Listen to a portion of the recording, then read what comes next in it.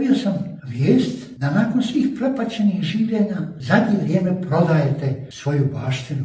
Pođem sam s time, jer ono što prodate to ćete brzo potrošiti, ali time ste izgubili korijenje svoje očevine, baštine. Zato sam slobodan ovdje moliti Boga da vas prosvjetli, da čuvate svoje korijenje, da čuvate baštinu, očevinu, da prenesete to na svoje pokoljenje. Možda je srušena kuća, ali zato to je zemlja. Imaš grudu zemlje, imaš gdje doći i na što stati. I reći to je moje. Također, ako je još kuća na uzgoru, dođi pa zapali vatru, nek se vidi dim iz te kuće da si još živ.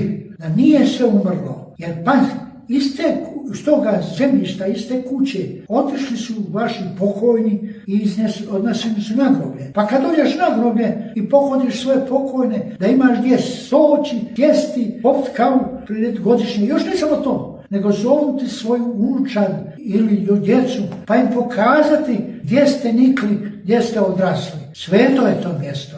Zato nemojte prodavati jer time ste izgubili sebe, svoje korijenje.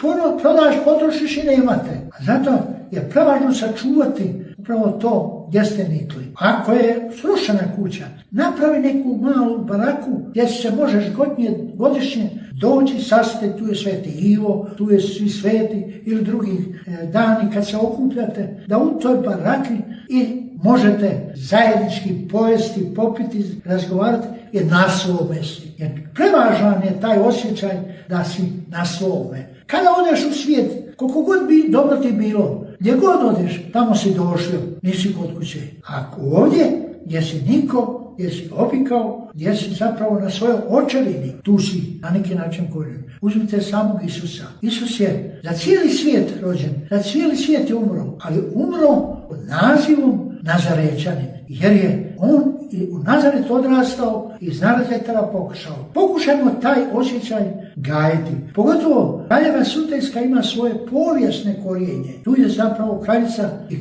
kraljevstvo bilo i kraljica Katarina koja na neki način nas veže. A ne samo kraljevstvo, nego i vjera otaca.